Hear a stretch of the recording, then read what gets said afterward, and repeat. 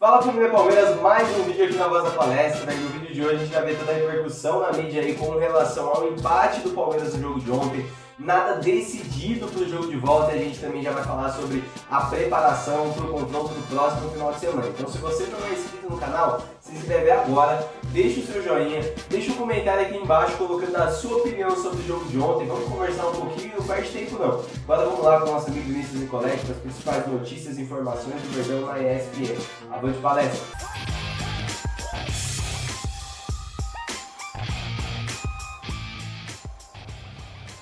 Voltamos já com Palmeiras e Cerro, primeira partida também de oitavas de final, 1-1, jogando aqui em São Paulo, no Nubank Park. Um Palmeiras, amigos, de muito volume de jogo, mas muito pouco efetivo e que quase ainda sai surpreendido dessa partida diante do Cerro Porteño. No fim das contas vai ter que decidir fora, esperava-se já abrir uma vantagem, já levar a coisa mais tranquila para o jogo de volta.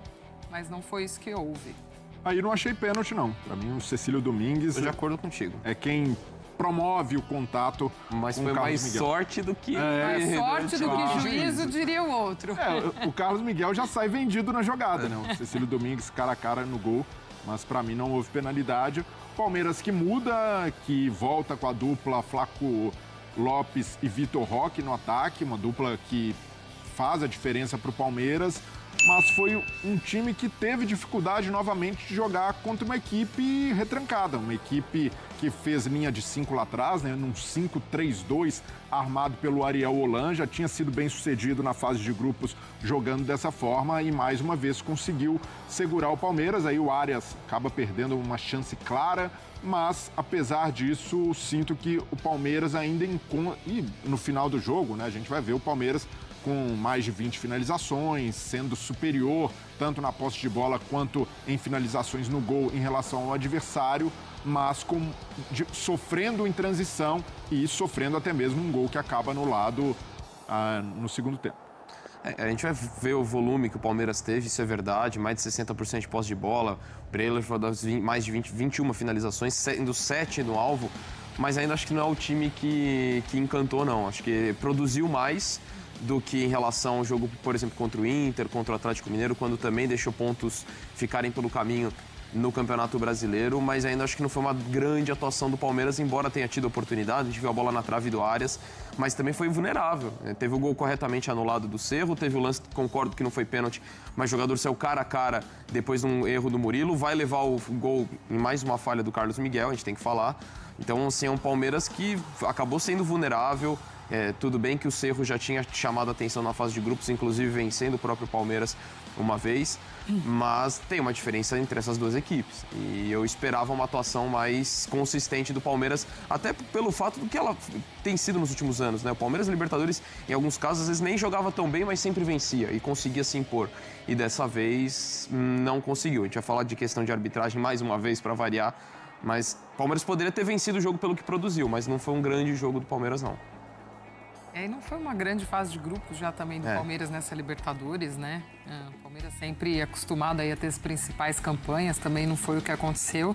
E abre as oitavas de final com um empate em casa. Vamos com o Vinícius Nicoletti, trazendo mais informações pra gente também. Neste Palmeiras que precisa decidir fora agora. Vini, seja bem-vindo, meu amigo. Um beijo pra você.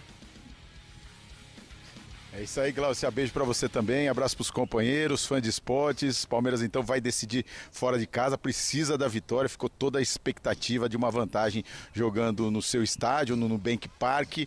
Mas a sensação, sim, foi de derrota. Alguns jogadores falaram que não, ali na saída do gramado, mas foi essa a sensação, inclusive, dos torcedores. Depois que o Palmeiras levou o gol nos acréscimos, ficou um silêncio total. Conseguiu abrir o placar aos 36 do segundo tempo, com um jogador a menos e deixou escapar a vitória depois de uma falha do goleiro do Carlos Miguel. Mais uma, ele já falhou contra o Atlético, não vive um bom momento, agora vai jogar pressionado, mas ele mostrou confiança. Na saída do estádio, ele não deu entrevista, mas falou com os jornalistas confiante na classificação, disse: nós fiquem tranquilos, nós vamos nos classificar. Essa foi a palavra do goleiro depois da partida, depois de falhar no gol de empate do Cerro Porteño. A questão é que o técnico Abel Ferreira analisou o jogo do Palmeiras na questão do desempenho, disse que foi um bom jogo, ele falou isso na entrevista coletiva, só que faltou a eficiência para o time. Mas em campo a gente viu queda de rendimento de alguns jogadores, como vocês destacaram. Alguns jogadores estiveram abaixo do desempenho técnico individual, e também um jogo complicado por conta do coletivo, como lembrou aí o Donk.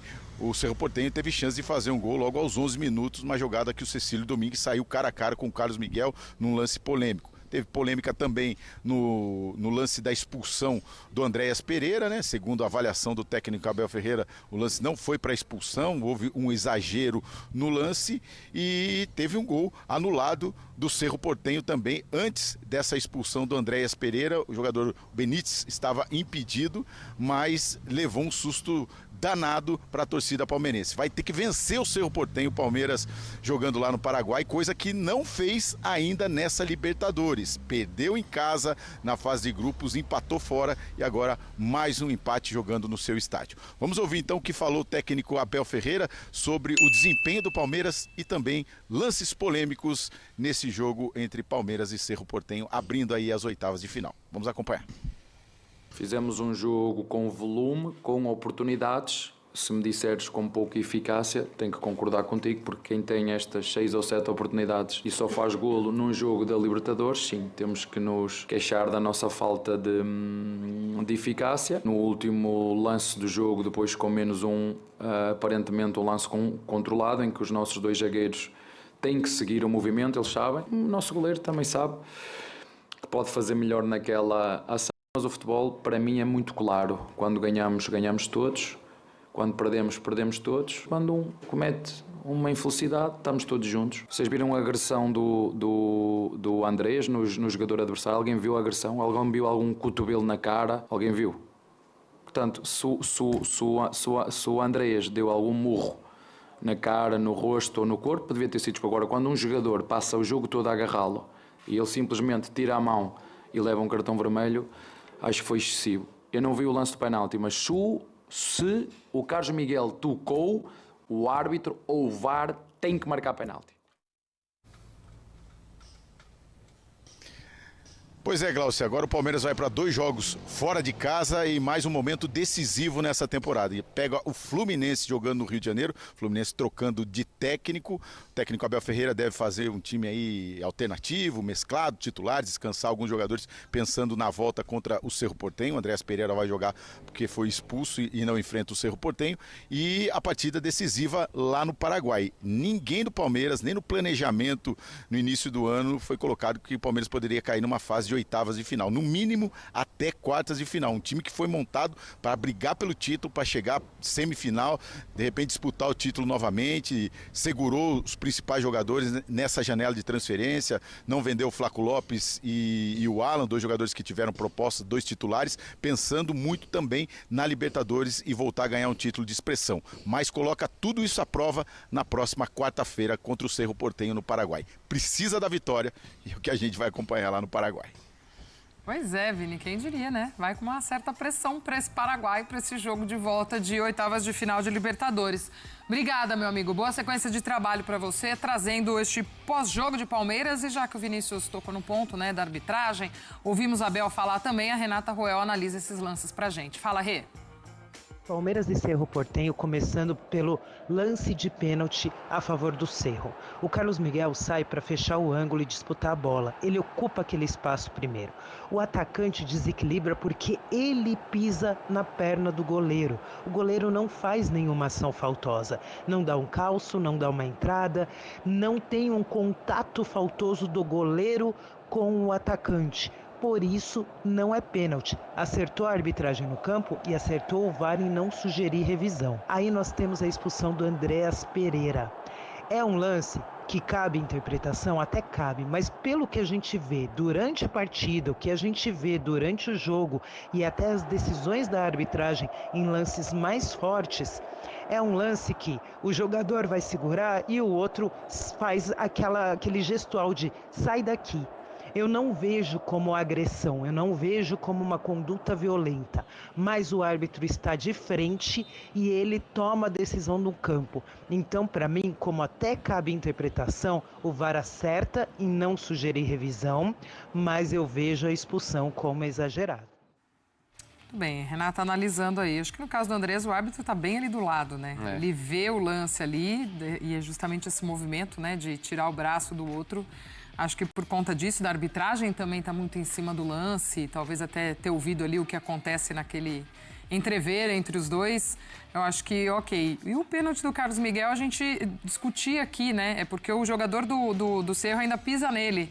Mas foi imprudente na jogada também, né? Porque o cara chegando sozinho na área, ele sai daquele jeito, flertou com um perigo, de certa forma ali. Talvez se marca, ia ser polêmico também, mas há um contato entre eles, né? E ali o goleiro nesse tipo de jogada, Glaucia, fica muito vendido porque vai pro tudo ou nada. Porque se o jogador dá o tapa, sai na cara do gol. E o Carlos Miguel, de certa forma, saiu ali para tentar evitar o pior, mas o Cecílio Domingues, concordo com a interpretação da Renata, acaba pisando na perna do Carlos Miguel. Eu até comentava aqui com o Dom que antes do VAR dava para marcar esse pênalti. Com o VAR, com a gente percebendo a imagem e o movimento, vejo que foi acertado não ter marcado o pênalti. Até por falar em Carlos Miguel, de novo ele sai sob holofotes. Nessa jogada, ao contrário do lance contra o Galo, não dá para dizer que, na jogada do gol eu digo, que o Carlos Miguel teve uma falha gritante, porque para mim é um lance difícil, porque o Verratti está indo em direção à bola, o Carlos Miguel tenta interceptar e pelo fato do Verratti não ter conseguido desviar, isso acaba matando o movimento do Carlos Miguel, mas o Abel foi perfeito na leitura. É uma bola em que qualquer goleiro pode fazer algo melhor. E ali, de novo, é na conta do Carlos Miguel. E nesse tipo de momento, o goleiro, para dar a volta, não é pensar, eu tenho que fazer um milagre no próximo jogo, uma defesa difícil. O goleiro, para passar confiança, tem de evitar falhar. Evitar estar na cena do crime no gol adversário.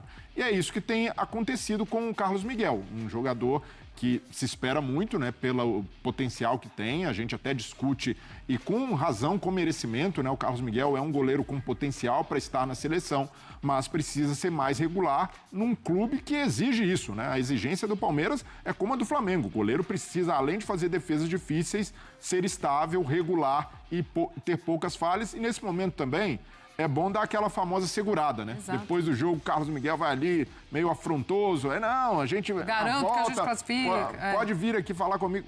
Pera lá. Depois de um jogo com uma falha, é melhor se preservar. E o momento dele mesmo, né, Breler? Então, acho que também já vem muito nessa linha, né? Assim, não tá num grande momento, uma falha ali, outra aqui, então... Mas assim... Calma, né? Falhas à parte, continua sendo um goleiro com muito potencial, que precisa falhar menos. E o impacto das falhas, acho que é muito no momento da temporada, né? A gente fala, você até falava aqui na Fora do Ar, agosto é muito determinante para muitos clubes na temporada. E lógico, o Palmeiras está disputando tudo, mas viu o Flamengo encostar muito por conta ali da derrota em casa para o Atlético Mineiro. Agora vai num cenário não tão... Ainda acho o Palmeiras favorito a ficar com a vaga, a avançar as quartas de final. Mas se imaginava que levasse uma vantagem para o Paraguai. E num jogo que o momento mais difícil já tinha passado, né? Porque você ficar com um a menos, faz o gol na sequência, e aí quando parecia que conseguiu a vantagem, acaba cometendo a falha do Carlos Miguel. E dos lances polêmicos, eu estou muito de acordo com a Renata. Eu acho que até do Carlos Miguel é mais sorte do que juízo, porque... E de verdade, eu não culpo o Carlos Miguel. Não. O erro é do Murilo. Ele deixa o Carlos Miguel vendido. O Murilo falou que o goleiro tem que fazer, né? O Cecílio Domingues cara a cara, ele tem que tentar fechar o espaço. E ele é muito grande. O Cecílio Domingues, para mim, nem é o cara que tentou valorizar ali. Só que ele deu azar do contato vir no momento que ele pisa na perna do Carlos Miguel. Se o pé dele estivesse no chão e tivesse contato, pra mim seria pênalti. Mas como é ele que pisa, eu tô de acordo com a Renata, não vejo lance pra expulsão. E do Andréas, exatamente o que a Renata falou, eu tô de acordo. Pra mim não é vermelho, eu não expulsaria de jeito nenhum o Andréas Pereira pelo que ele fez. Só que acho que o que pesou pra não intervenção do VAR é o que você colocou, Glaucio. Tava na frente do árbitro. Ele viu, ele interpretou, por isso que eu acho que o VAR não intervém. Então, eu entendo a marcação dele não ter ido pro VAR, mas eu discordo completamente dessa decisão. Bom, família, vamos lá, vamos comentar um pouquinho aí sobre esse jogo de ontem, né? Aqui, acho que recuperando a voz ainda. Jogo... Cara, eu confesso que eu pensava que o jogo seria um pouco mais fácil, né? Ainda não vi todos os lances da partida, tava no estádio, então querendo ou não, a gente acaba não pegando ali todos os momentos, mas a percepção que a gente tem ali é que o Palmeiras teve muito mais volume de jogo, foi muito superior mesmo ao Cerro Porteño, mas o Palmeiras tem algumas debilidades, né, que a gente viu no jogo de ontem, eu já falo isso há um tempo aqui no canal, que é uma dificuldade muito grande em ter um repertório novo, em criar jogadas, principalmente quando enfrenta times que jogam com uma linha de 5, que joga defendendo mais do que atacando, né? Então, assim, o Palmeiras tem uma grande dificuldade nessa criação e o único jogador que tenta algo diferente é o Alan, né? Então, ontem, de fato, foi o melhor jogador do Palmeiras em campo. Porém cansou. No segundo tempo o Alan ele sente o cansaço e a gente vê, né, que a partir ali dos 15 minutos do segundo tempo ele começa a desacelerar um pouco mais, é justamente o momento que ele sai. Mas foi o jogador que tentou algo diferente, foi o jogador que no X1 ganhou praticamente todas as vezes que tentou, levando para o fundo ganhava, cortando para o meio ganhava. Então assim, foi realmente o jogador que fez a diferença no jogo de ontem, mas ainda assim o Palmeiras não conseguiu sair com a vitória e por falha nossa, né? Então assim, acho que não foi um jogo brilhante do Palmeiras, mas também acho que não foi um jogo horrível, né? Se a gente levar em consideração aí uma comparação, e até concordo com o Abel Ferreira com relação a isso, ele fala isso na entrevista coletiva, contra o Internacional foi um jogo diferente do que o jogo contra o Cerro, embora ambos tenham sido empates, né? Acho que contra o Internacional faltou mais do Palmeiras. O Palmeiras não jogou o que poderia jogar. Já contra o Cerro Porteño, não que tenha jogado tão bem, tá? Mas acho que faltou mais do que vontade. Às vezes eu reclamo que falta vontade, falta raça, dedicação do Palmeiras, mas acho que faltou mais. Faltou repertório, faltou criação. Acho que o Palmeiras realmente é um time previsível. Então enfia todo mundo lá atrás que você consegue segurar o Palmeiras, até porque é só cruzamento na área, cruzamento na área, cruzamento na área. E aí um lance diferente é quando o Alan consegue levar a bola para o fundo, mas o Palmeiras de hoje é isso, né? Eu acho o Palmeiras um time fraco taticamente, embora seja muito forte tecnicamente, eu acho fraco na parte tática. Isso passa muito pelo trabalho do Abel Ferreira, né? Não que eu esteja aqui pedindo a cabeça do treinador, nada disso, é uma análise sobre não somente o jogo de ontem, mas a situação do Palmeiras. E assim, cara, falando da parte defensiva, 3 zagueiros não funciona. Eu acho que a gente nem precisa perder tempo falando sobre isso aqui. Acho que precisa entrar no entendimento de que 3 zagueiros não funciona, não tem como jogar com Alexander Barbosa, com Murilo e com Gustavo Gomes. Aliás, não tem como Murilo jogar mais no Palmeiras, assim. Murilo tem que ir embora, Emiliano Martins, esses caras precisam sair. Tipo assim, não dá mais, a gente não aguenta mais. Então ontem o Murilo falhou o jogo todo. Logo no primeiro lance do jogo, o lance lá que foi discutido sobre o possível pênalti do Carlos Miguel, o jogador pisa no Carlos Miguel, na verdade. Emiliano Martins recua a bola, recua de forma insegura, mas o Murilo não vai na bola e deixa o jogador sair cara a cara com o goleiro, então falha do Murilo no gol que foi anulado também. Cara, nem preciso falar da falha do Carlos Miguel no gol que nós tomamos, a bola vem reta e passa embaixo do braço dele. Não dá para o goleiro do Palmeiras, que quer ser campeão, que disputa campeonatos, tomar tantos gols bobos assim. Não dá. O Carlos Miguel, ele, por ter envergadura e elasticidade, faz milagres. Assim, são defesas dificílimas que ele consegue pegar. Agora, o mais fácil, cara, se a bola vai rasteira, ele não consegue. Ele é estabanado, ele não passa segurança. Bola vem no alto, ele não consegue encaixar, é só dando soco pra frente. Então, assim, o Carlos Miguel é um goleiro que não passa segurança, né? E eu sinto muito em dizer isso, porque eu torço muito para que o Carlos Miguel dê certo. Eu era uma das pessoas que já entendia também que já não fazia mais sentido o Everton, né? E continuo achando, não sinto falta do Everton, mas, assim, goleiro do Palmeiras não pode falhar tanto quanto tem falhado o Carlos Miguel. Eu acho que isso é fato e é um ponto de atenção aí para as próximas rodadas, temporadas e tudo mais. Então, de forma geral, assim, a análise do jogo é essa. Se a gente for colocar aí pontos positivos, Alan foi um excelente ponto. Pontos negativos, Emiliano Martinez, Murilo, foram muito mal. A expulsão do Andreas Pereira, cara, nem preciso falar que aquilo ali é um absurdo. É um absurdo ser expulso por aquilo.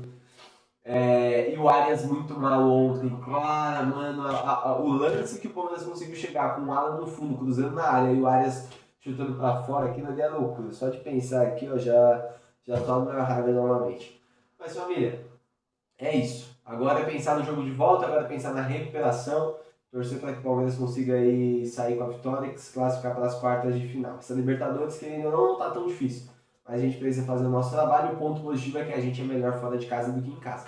Já vira a chavinha e a gente precisa focar no Fluminense no próximo sábado, jogo importante pelo Campeonato Brasileiro, para que o Palmeiras continue bem aí na disputa pelo título. Jogo fora de casa às 4h30 da tarde no próximo sábado, enquanto no domingo o Flamengo enfrenta o Mirassol. Então, a tendência é que o Flamengo consiga sair com a vitória, e por isso é importante que o Palmeiras também ganhe, para que a vantagem não reduza ainda mais. Dito isso, família, é tudo que temos por hoje. Se você não é inscrito no canal, se inscreve agora, deixa o seu joinha aí, comenta aqui embaixo a tua opinião pro jogo de volta e amanhã estamos de volta. Avante, Palmeiras!